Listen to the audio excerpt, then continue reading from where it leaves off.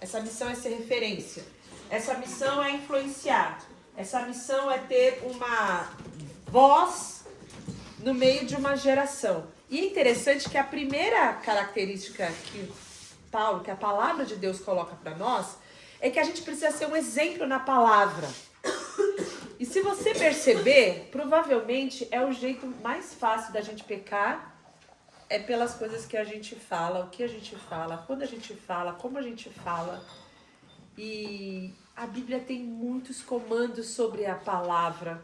A gente estudou, os meninos estudaram recentemente Tiago, e a gente, de uma forma assim bem intensa, a gente viu todos os pecados que estão relacionados à boca, à fala, às coisas que a gente pode fazer. Se você pensar, um dos versículos que a gente leu é que a gente tem um chamado, que a gente é geração eleita, que a gente é uma nação santa, e o texto fala que a gente foi chamado para anunciar as virtudes daquele que nos chamou das trevas para a luz. Aí você fala, mas eu posso anunciar com o meu procedimento, eu posso anunciar de outras maneiras. Sim, com certeza, porque se a sua boca falar e a sua vida for outra coisa, o que a sua boca fala pouco vai adiantar. Mas a fé vem pelo ouvir. A fé vem por aquilo que está sendo veiculado através da nossa boca. Então nós precisamos entender a importância que a gente tem quando a gente tem uma palavra, a palavra de Deus, e a nossa fala e a nossa voz, ela pode edificar e ela pode abençoar outras pessoas. Então, quando a gente chega diante desse texto, que é o texto que é o nosso texto áureo, né, sobre a influência e tudo mais, a gente entende a necessidade que a gente tem de ter uma expressão, de ter uma fala, de viver de uma maneira que Cristo possa ser conhecido. E eu quero convidar você a lembrar sempre desse texto, tá? Primeiro, Timóteo 4:12, a falar sobre uma pessoa que é um profeta, o profeta Isaías. O que a gente sabe sobre o profeta Isaías? Bora. Pouca coisa. Pouca coisa? Vamos Ele lá, é então vamos... Ele é o maior profeta. Isso, vamos trabalhar essa ideia. Isaías foi o maior profeta, que teve o maior número de registros. O que mais? O que a gente sabe mais, eu acredito que ele teve várias visões do trono, mas a forma como ele foi chamado está em Isaías 6. Tem até uma música que fala disso. A gente vai ler que já. eu vi, mas eu posso falar sobre? Pode. Que fala que eu vi o Senhor sentado num alto e sublime trono, e a hora de suas vestes existia o tempo. Então ele teve uma visão de quem Deus era, e ao ter essa visão, o que ele falou foi: ai de mim, porque eu sou pecador, porque eu sou impuro, e eu não sou digno disso, meu Deus do céu. E ele, esse profeta messiânico, ele que usou as palavras, o menino nos nasceu, o filho se nos deu. Lembra que a gente conhece essa música? Seu nome será maravilhoso. Foi uma revelação do trono de Deus que trouxe essa verdade para nós. O texto que a gente ama, que é um dos que eu mais amo, de Isaías 53, que fala que ele levou sobre si as nossas dores, pelas suas pisaduras fomos sarados, verdadeiro. Esses textos que falam sobre Jesus, foi o profeta Isaías que escreveu. Toda a palavra que a gente tem, a grande maioria dos textos que falam de Jesus do Antigo Testamento estão em Isaías. Então, algumas pessoas, os teólogos, chamam que é o Evangelho do Antigo Testamento, porque é onde ele revelava quem Jesus era. E ele teve uma grande influência. As palavras de Isaías, elas influenciaram reis, influenciaram nações. Hoje a gente tem 3.000 anos passados desde toda a revelação e continua influenciando a nossa vida. E aí a gente precisa ler um texto que eu vou ler para vocês. Eu convido você que abra a sua Bíblia, porque você já desperta um pouco, né? Você pega o seu celular, você não vê as mensagens, mas você vai lá na Bíblia, você pega a sua Bíblia de papel, que a gente vai ler Isaías 6, esse texto que a Nicole falou. Alguém quer Bíblia? Tem 2 Bíblias aqui. Bora? Isaías 6. Quer? Então nós vamos fazer o seguinte. Cada um vai ler um versículo, tá? Eu começo? Pode começar, mas espera o resto do pessoal aí. É no 1 mesmo? É no 1, aí vai do 1 ao 6. Tá, Vão então- ser 7 pessoas que vão ler. Eu vou ler do 1 ao 2. Quem vai ler o 2 ao 3? Não, deixa rolar, Léo. E depois a pessoa, a última, quando acabar o 6, alguém lê o 8, Qual que tá? é? Isaías 6. Ah, tá, E entendi. depois Então, Beleza? a gente vai cantar a música de Isaías. fechou. Depois, no final. Ok, Guri. Eu vi o Beleza? Todo mundo preparado aí? Lê alto, hein, gente? Lê como quem acabou de comer, que tem um dia lindo pela frente, que tá acordado, que é o último dia do retiro. Vou pôr energia nesse negócio aí. Deixa pra dormir em casa. Amanhã você dorme, à noite você dorme. Vamos acordar. Dorme na van. Dorme na van. Então, Vambora. vou começar. Beleza. O chamado de Isaías. No ano da morte do rei Uzias, eu vi o Senhor assentado em um trono, alto e exaltado, e as abas das suas vestes enchiam o templo. Acima dele estavam os serafins. Cada um deles tinha 6 asas, com 2 cobriam o rosto, com 2 cobriam os pés e com 2 voavam. E proclamavam uns aos outros: Santo, Santo, Santo é o Senhor dos Exércitos. A terra inteira está cheia da sua glória. Ao som das suas vozes, os batentes das portas tremeram, o templo ficou cheio de fumaça. Então gritei: ai de mim, estou perdido, pois sou um homem de lábios impuros e vivo no meio de um povo de lábios impuros. Os meus olhos viram o Rei, o Senhor dos Exércitos. Logo um dos serafins voou até mim, trazendo uma brasa viva, que havia tirado do altar, com uma tenaz. Com ela tocou a minha boca e disse: veja, isso tocou os seus lábios, por isso a sua culpa foi removida e o seu pecado perdoado. 8. Então ouvi a voz do Senhor conclamando: Quem enviarei? Quem irá por nós? E eu respondi: Eis-me aqui, envia-me. Então, ele foi uma pessoa, estava de boa, no ano do rei Uzias, é só pra gente situar cronologicamente, por isso que a gente sabe aí que se passaram em torno de 3.000 anos. Ele estava lá, talvez orando, e aí ele viu o Senhor. Você já imaginou isso? Assim, alguém já viu um anjo, já viu alguma coisa aqui? Deve ser um negócio, assim, eu passo, assim, prefiro ver o Senhor já com o meu corpo glorificado, né, porque... E ele viu uma cena do trono, viu uma cena do trono de Deus. E essa cena do trono de Deus, essa cena linda, né, do Senhor sentado no trono, e tinha uma roupa que enchia o templo, uma roupa comprida, e tinham serafins com asas e tal. Vocês já viram essas imagens na internet, né? De como seria um anjo se fosse biblicamente descrito. Você também não ia querer ver essa coisa assim na sua frente. E eu acho também que é o seguinte: nenhuma mente humana é capaz de reproduzir um anjo, né? É muita ousadia da IA querer reproduzir um anjo, mas beleza. E aí ele vê Jesus, ele vê Deus, e ele vê os anjos falando que ele é santo, que ele é santo. Uma fumaça entra, as portas começam a bater, e aí quando ele passa no meio de toda essa coisa fantástica, estrondosa, ele fala o seguinte: ai de mim, porque eu estou perdido, e eu tenho lábios impuros, e eu vivo no meio de um povo de lábios impuros. E é muito interessante, porque antes de influenciar as gerações, como a gente vê, antes dele ter todo esse ministério dele, ele precisava ser confrontado pela santidade de Deus. E o que tornou ele um sujeito extraordinário, o que manteve ele na história, o que faz com que ele hoje seja alguém que ministrou tantas palavras e verdades de Jesus ao nosso coração, porque pensa uma coisa: quando Jesus veio, ele veio cumprir todas essas profecias. Vocês conseguem entender a importância para nós que estamos depois de Jesus? Ok. Mas para aquele povo que estava antes da vinda de Jesus, Jesus veio para cumprir muitas profecias que Deus usou esse profeta para escrever. Então, a importância dele era para trazer credibilidade, veracidade para o próprio ministério de Jesus. Foram escritas coisas muito antes da vinda de Jesus. Jesus veio cumprir tudo aquilo. O pessoal fala: esse é Jesus. Esse é aquele que o profeta Isaías tinha falado. Então, a importância dele é crucial, é absurda. Mas antes dele ser esse sujeito, que ele não foi por causa do talento dele, não foi por causa da inteligência dele, não foi por causa da eloquência dele, mas foi porque ele, diante da presença e da santidade de Deus, ele estava disposto a ser transformado. Quando ele se deparou com a santidade de Deus, ele falou: eu preciso de transformação. Eu preciso ser mudado. Eu preciso ter um toque de Deus na minha vida. E isso é muito importante pra gente, porque a gente tá com Isaías nisso, porque a gente às vezes pensa que não pode ser usado por Deus, porque a gente sabe quem a gente é. Como Isaías sabia também. A gente fala: poxa, mas ok, tá todo mundo falando que eu posso ser uma bênção, que eu tenho uma missão, que eu tenho que anunciar, mas eu sei quem eu sou. Eu sei as coisas que passam na minha cabeça, eu sei as minhas limitações, mas Isaías também sabia. A diferença, talvez, entre nós e Isaías é que Isaías, ele tinha um desejo sincero de ser transformado. Ele tinha um desejo sincero de viver toda a santidade de Deus, e ele fala, olha, ele não fala, eu tenho pensamentos impuros. Ele não fala, olha, eu tenho atitudes impuras. Ele fala, eu tenho lábios impuros.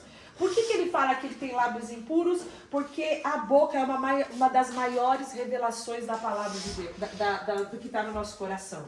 A nossa boca é aquilo que vai revelar aquilo que está dentro do nosso coração. Tem um versículo que todo mundo conhece, que fala que a boca fala do que está cheio o coração. Guardem isso, a boca fala do que está cheio o coração. A gente expressa o que a gente sente, a gente fala o nosso sentimento, a gente fala o que está dentro do nosso coração. A nossa boca, ela não cria, a nossa boca, ela apenas revela. As nossas palavras são um transbordamento daquilo que está em nós. E esse foi o diagnóstico de Isaías, ali no versículo 5, ele fala, eu sou um cara, eu estou perdido, porque o meu lábio é impuro. Eu tenho uma língua que é um fogo destruidor, ela pode incendiar, e a gente tem muita... a gente às vezes não traz para a nossa realidade o que seria lábios impuros. O que você acha que são lábios impuros hoje? Vamos lá. Como que os nossos lábios são impuros? Como a gente percebe que os nossos lábios são impuros? Falar coisas que desagradam a Deus. Falar coisas que desagradam a Deus. Quando eles não produzem vida, e sim morte. Sim. O fato de não produzir vida, não edificar, já é algo que não é puro. Usar os lábios para ofender alguém. Ofender alguém. O que mais? Me xingar de boca. Ficar Não, reclamando isso de não todas é, as isso não tem problema. Não tá no coração, isso aí não vai Essa dar. tá liberada. Olhar pro vento e falar, nossa, tá tentando muito. Nossa, meu Deus do céu. O que mais, gente? Eu gosto desse vento. O que mais? Mentira? Fofoca. Fofoca é de lábio impuro? Por que a gente gosta tanto de uma fofoquinha? De uma historinha? Hã? A Luísa falou coitadismo. Vocês sabem o que é isso? Explique pra nós o que é coitadismo, Luísa. Vitimismo. Vitimismo. Síndrome de tadinho. Isso. Porque você quer ver uma sarcasmo destrutivo. Aquela pessoa, ela só abre ácida. Cada palavra, a palavra tem uma fala assim, super sarcástica. Não tô entendendo.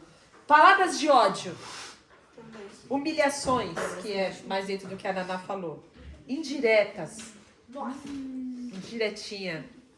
A pessoa fala sem falar e consegue ofender. E a gente entende que muitas coisas a gente releva. A gente dá muito pouca importância para esse pecado. A gente dá muito pouca importância, por isso que eu falo que é uma das formas mais fáceis da gente pecar. É o pecadinho social. Mas o texto fala... Desculpa, eu pulei uma aqui. O texto fala de uma palavra que é leshon hara, e ela quer dizer língua má. Ai de mim, porque eu tenho uma língua má. Que coisa boa da gente usar. A minha língua é ruim. A minha língua é perversa. Que na verdade a minha língua está expressando o que tem no meu coração. A língua má, que é o que significa no hebraico, não está ligada apenas à mentira, à exposição, à insinuação. Ela está falando de verdades muitas vezes faladas fora do tempo. A forma com que a gente fala, o jeito com que a gente fala, o momento que a gente fala pode ser de uma língua má. A diferença entre um remédio e um veneno é a porção daquilo que você vai colocar. Às vezes a palavra é boa, às vezes você falar aquilo é importante, mas se você falar aquilo de uma forma jocosa, na frente dos outros, gerando humilhação, essas situações vão trazer muito mal para quem ouve. Não vai edificar, não vai abençoar, vai destruir. E a gente precisa entender que o que a gente fala está no nosso coração. E como é que está o nosso coração? Se a boca fala do que está cheio o coração, a gente vai entender que muitas vezes a fofoca, a insinuação, vem de um coração que tem uma raiz de uma inveja. Por que as pessoas fofocam umas das outras? Por que elas querem destruir a reputação umas das outras? Muitas vezes é porque tem inveja. Por que as pessoas mentem? Por que elas não falam a verdade? Porque elas querem se esconder, porque elas têm medo. porque elas têm orgulho. Elas não querem que os outros saibam as suas limitações, elas não querem que as outras pessoas saibam as suas fragilidades. Por que as pessoas têm palavras agressivas? Por que a gente vive numa política de cancelamento tão terrível? Porque as pessoas têm amargura, porque elas têm falta de perdão. Então não é sobre o que a gente fala, mas é por que a gente fala, porque o que a gente fala está saindo do nosso coração. Os lábios impuros são resultado de um coração impuro.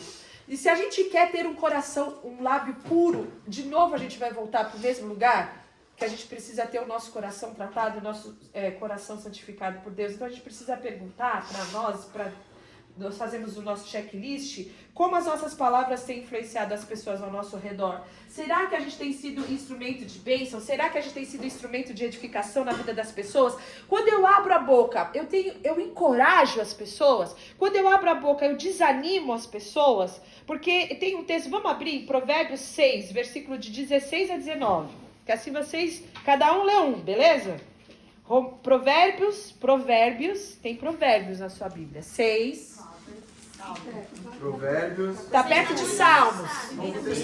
Abre no meio a sua Bíblia assim, ó. Provérbios 6 o quê? Provérbios 6. Já acharam? Pertinho de Isaías aí. Abre a tua Bíblia. 6, versículo 16 a 19. Cada um é um. Começa no 16. Há 6 coisas que o Senhor odeia, 7 coisas que ele detesta. Olhos altivos, língua mentirosa, mãos que derramaram sangue, inocente. Coração que traça planos perversos, pés que se apressam para fazer o mal. A testemunha falsa que espalha mentiras e aquele que provoca discórdia entre irmãos. Beleza? Então a gente vê coisas que Deus abomina. Versículos que a gente tinha que saber, gente. Sabia que tem coisas que Deus abomina?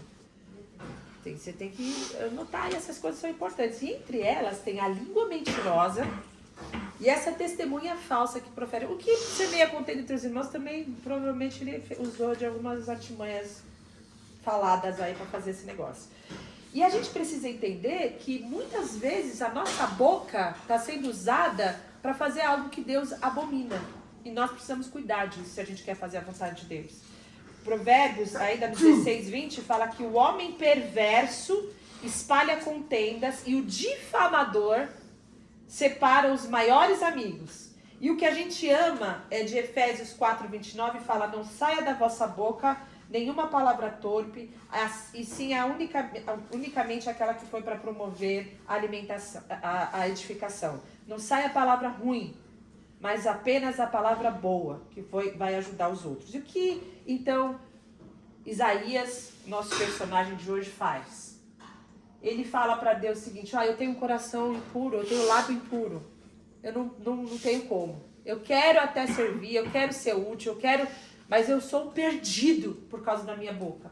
E aí o versículo 6 e 7 fala que um dos serafins voou para mim e trouxe na mão uma brasa viva. E essa brasa viva toca na boca dele. E ele então tem a sua vida santificada. Ele tem o seu coração santificado. Porque os lábios puros são resultado da graça de Deus. A gente não vai conseguir mudar a nossa fala.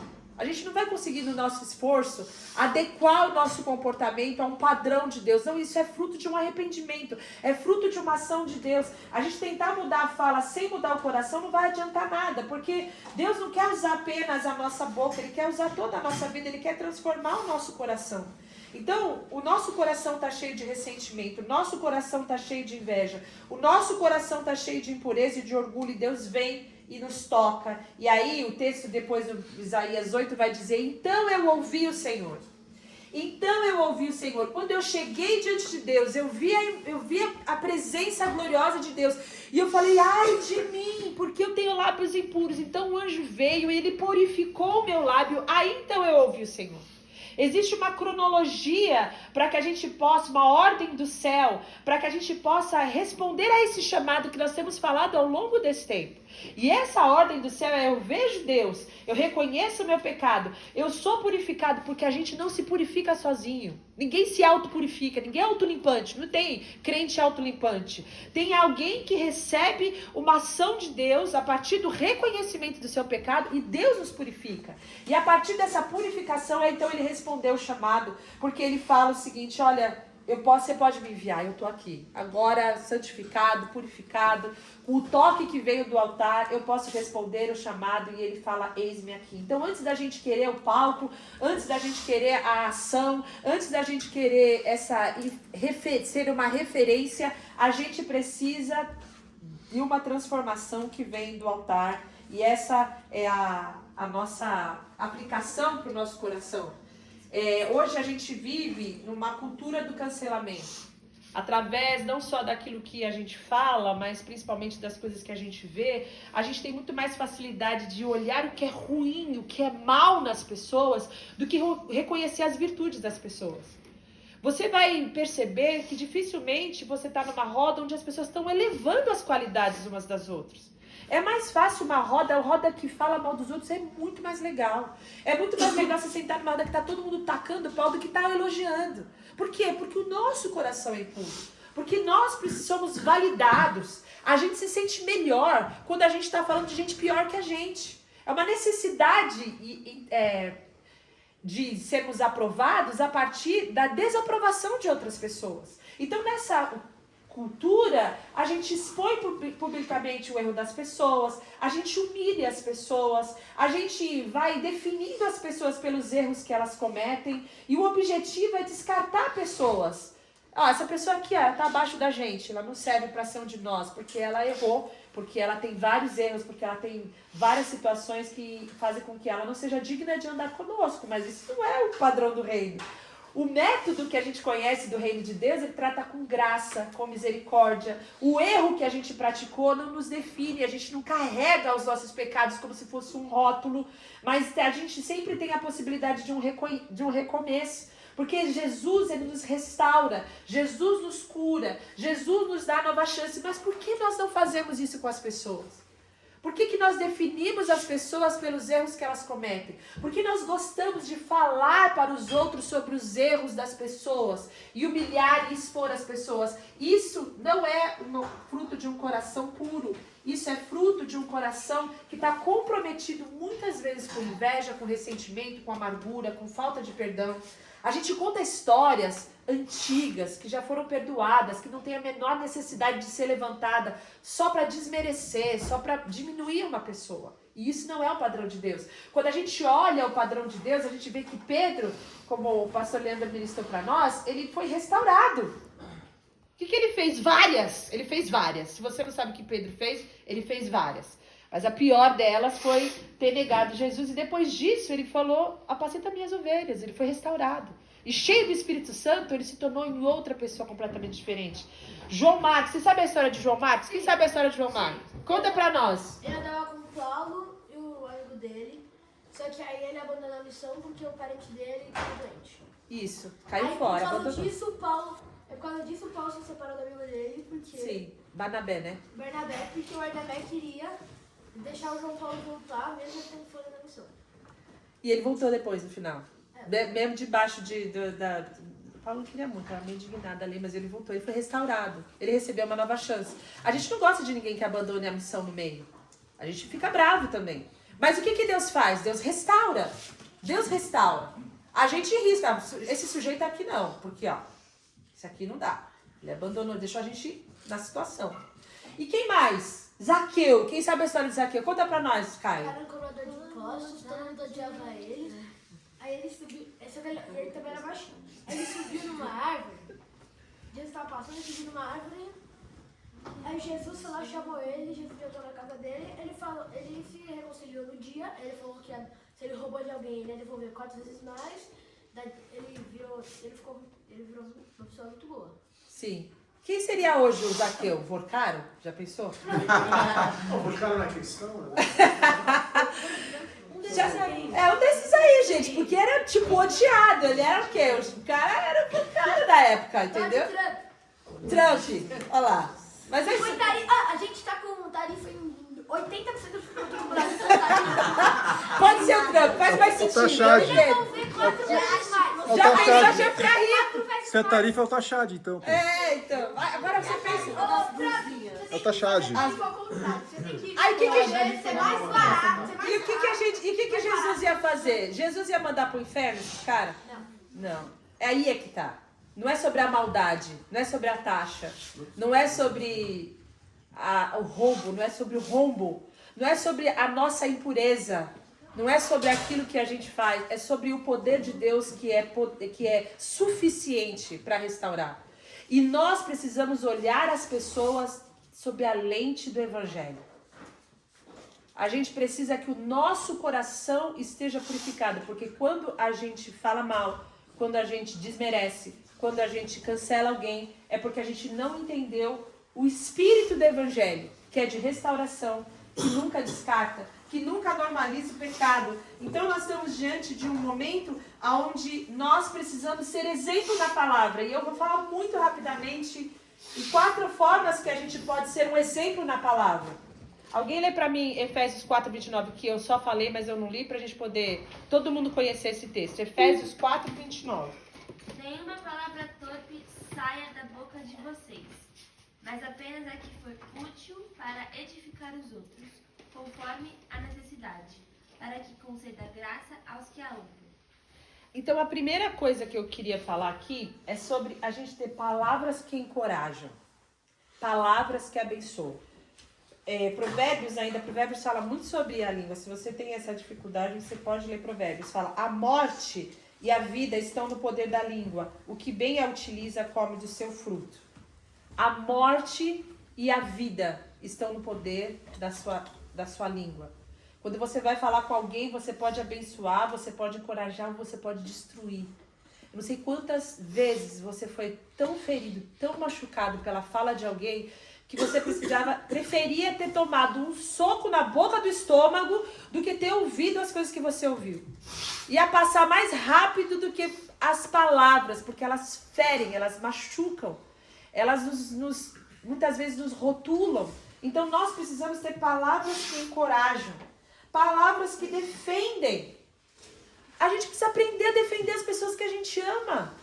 A gente não precisa ser passivo quando está todo mundo falando mal, quando está todo mundo destruindo a imagem, a reputação. A gente pode sair em defesa das pessoas que precisam. A gente pode honrar, a gente pode edificar, a gente pode proteger. Palavras que reconciliam, palavras que fazem ponte entre pessoas. Você ser aquela pessoa que tem a paz através de uma reconciliação, através de uma mediação. E palavras que anunciam a esperança de Cristo, a esperança do amor de Cristo, da restauração. Algumas pessoas às vezes se veem em uma situação onde elas não veem saída para elas precisam conhecer o amor de Deus.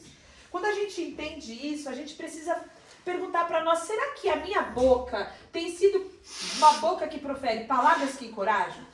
Será que eu tenho sido uma pessoa que defende, palavras que defendem? Será que eu tenho palavras que reconciliam? Vem alguém falar mal da outra pessoa, você não sabe o que aconteceu. Aí eu vou e toco pau junto, eu falo, não, mas vamos conversar aqui, vamos rever essa história. E aí você vai com a sua boca, com o seu amor, com as palavras, você faz uma mediação e uma ponte entre as pessoas. Palavras que anunciam o evangelho, que proclamam a esperança?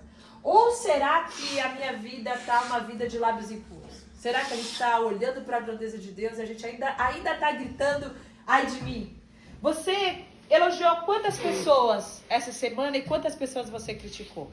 Você mais elogia ou você mais critica? Você mais vê a coisa boa nas pessoas ou você vê mais a coisa ruim? É mais fácil para você perceber o quê? Os defeitos. Eu prefiro criticar, tia Carol. Meio chatinho.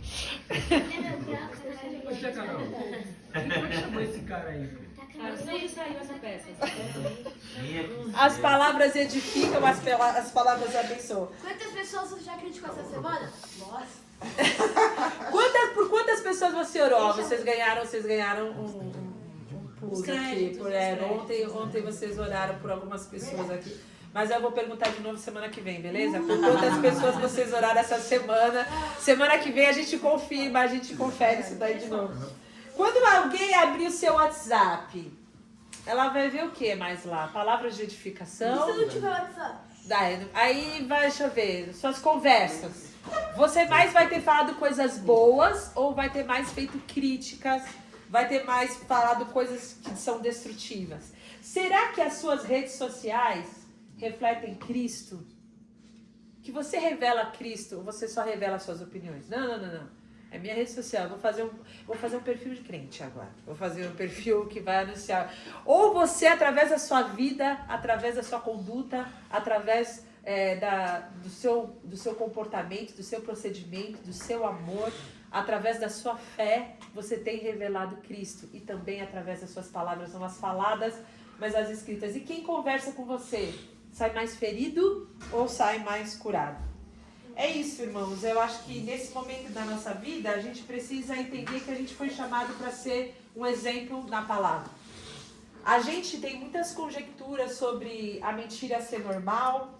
A gente acha que fofoca é entretenimento. A gente esquenta a mãozinha para contar uma história muito boa. A gente precisa compartilhar. Às vezes a gente conta fofoca com uma ideia meio de vamos orar por fulano, nós precisamos orar pelo fulano, e aí você tasca a pua na pessoa, mas na verdade o que você queria não era orar, você só queria falar mal mesmo. E a gente tem palavras que são usadas, que muitas vezes são palavras que têm muito mais conexão com o mundo, parecem muito mais com o jeito do mundo, é muito mais uma influência do mundo na nossa fala do que a referência da palavra de Deus. A gente conhece todos os motes, os memes, a gente usa todas as frases que estão nas redes sociais, mas a gente não sabe um versículo inteiro de cor. Então, quando a gente está de frente da prática de 1 Timóteo 4,12, a gente precisa aprender a falar a verdade, a edificar relacionamentos e a glorificar a Deus e ser um exemplo. A pergunta é, o que será que está governando o meu coração? O que é que está me influenciando mais? Será que a minha fala é mais influenciada pela palavra de Deus ou a minha fala é mais influenciada pelo mundo, pelo meu eu, pelo meu egoísmo, pela minha inveja, pela minha necessidade de autoproteção, pelo meu orgulho, pelo meu medo? Então eu tenho uma língua mentirosa, então eu tenho uma fala ruim, então eu sou ácido nas minhas palavras. E aí a nossa única solução diante de tantos pecados é orar como Isaías. Eu pedi uma transformação. É saber que enquanto nosso coração não for transformado, a nossa boca não vai ser transformada. Porque da abundância que tem no nosso coração é que fala a nossa boca. Mas a morte e a vida estão no poder da língua. E aí a gente tem que entender o que a gente vai seguir. Se a gente vai seguir o fluxo ou se a gente vai pedir que essas brasas vivas também toquem a nossa vida, toquem a nossa língua, para que a gente seja um exemplo nas palavras. Amém? Vamos orar por isso? Senhor, o Senhor conhece o nosso coração e o Senhor sabe o que tem saído dele através da nossa boca, através das coisas que a gente fala, através das coisas que a gente escreve, através da nossa expressão. E nós queremos expressar a transformação que o Senhor tem feito no nosso coração. Eu peço a Deus que o Senhor possa purificar a nossa vida, purificar a nossa boca, purificar a nossa mente, para que nós possamos ser bênção, para que a gente seja sal, para que a gente seja luz na vida das pessoas. Eu peço que sejamos referência, que a gente no lugar alto que o Senhor tem colocado possamos iluminar e não trazer destruição, trazer dor através das nossas palavras. O Senhor conhece a nossa natureza, o Senhor conhece as características da nossa personalidade, o Senhor sabe que cada um de nós vai expressar a maldade que há no coração de uma maneira e às vezes é muito mais difícil para uns do que para outros, mas nós confiamos no Teu poder de santificação, naquilo que o Senhor pode, por meio do Teu Espírito, fazer no nosso coração, e eu peço que gere arrependimento em nós, que nós possamos perceber qual é a raiz do pecado, o pecado que há por trás do pecado. Se há necessidade de nós sermos curados, porque temos o sentido diminuídos e com isso queremos diminuir pessoas, se há necessidade de sermos transparentes e com isso nós temos mentido, nós temos ocultado, porque temos medo de sermos verdadeiros e não sermos aprovados. Senhor, se há necessidade de sermos curados e perdoarmos pessoas e termos os nossos relacionamentos absolutamente restaurados por causa do amor, eu peço que isso aconteça para que da nossa boca não saia nenhuma palavra que não seja para a edificação, Senhor. Purifica os nossos lábios e faz cada um de nós exemplo na palavra. Esse é o meu pedido em nome de Jesus. Amém. Amém.